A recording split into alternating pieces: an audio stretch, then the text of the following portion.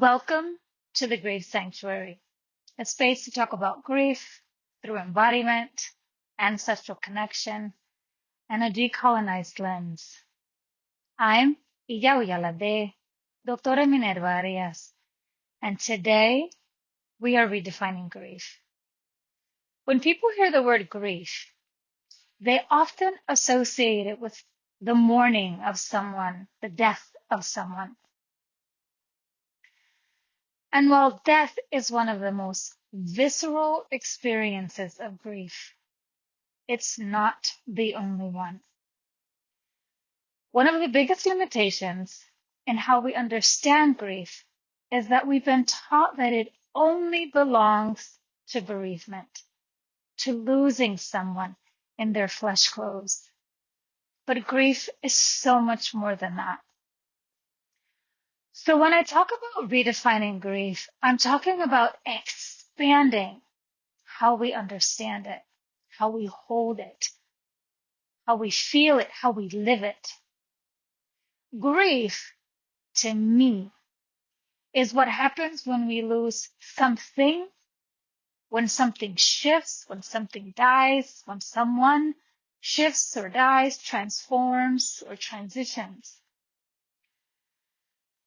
So, for example, the loss of a relationship, whether it be romantic, a friendship, family, losing a version of yourself, whether it's through motherhood, parenthood, career changes, or just simply life.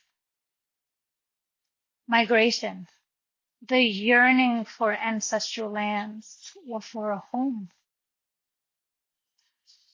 Illness, spiritual disconnection, unmet expectations, the loss of a dream, the loss of safety, the loss of what you thought your life would look like.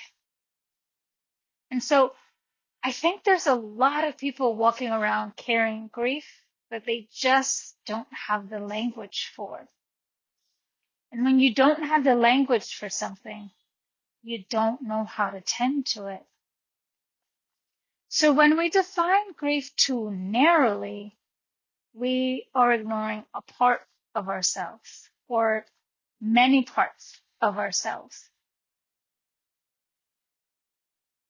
We minimize what we're carrying, and we try to move on from the things that actually need to be witnessed, that are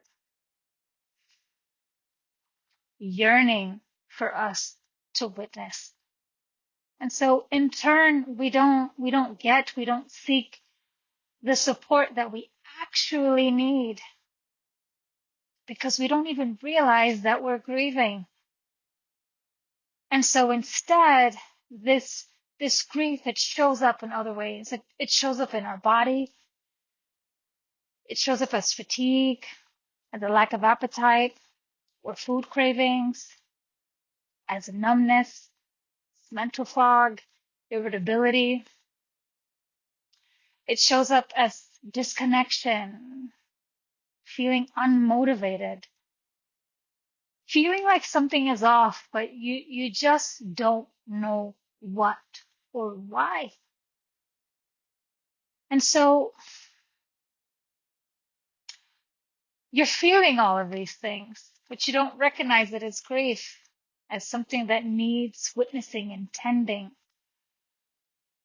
And of course you would feel that way if you've never been given language for what you're carrying. And what I find is that in turn, what often happens is that experience and those conversations, they turn inward. We think something is wrong with me. Oh, I should be over this by now. Or it wasn't even a big deal.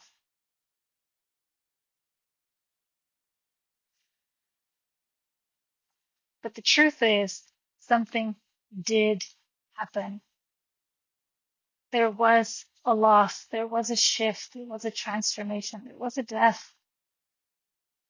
It just wasn't given a name. And what I wish more people understood about grief is that it doesn't have a timeline. It's not linear. It's not a problem. There's no stages. It's not what Western psychology has ingrained in us to believe that it is.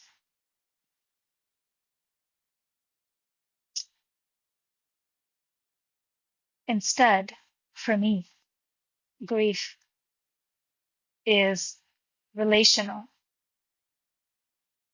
It's sacred.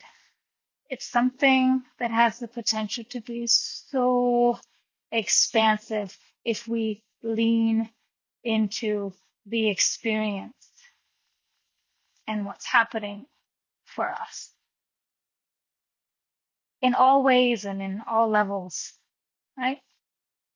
And it deserves all of the gracious tending and softness to just not be disregarded as nothing, because that's what capitalism tells you. That's what society makes us believe, because your job only gives you 3 days or doesn't even acknowledge the type of grief that you're experiencing.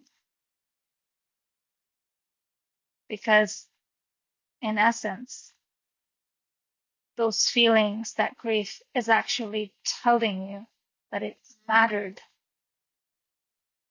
Whatever it is, it mattered. And you should witness it, tend to it, be soft in it.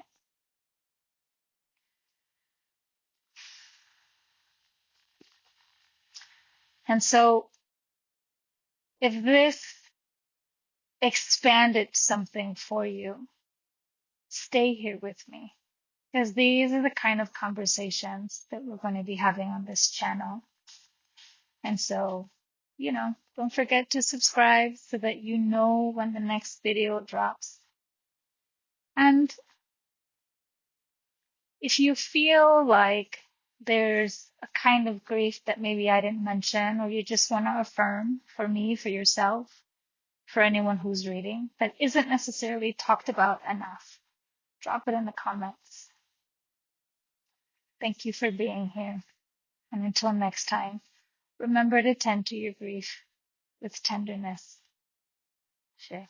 Thank you.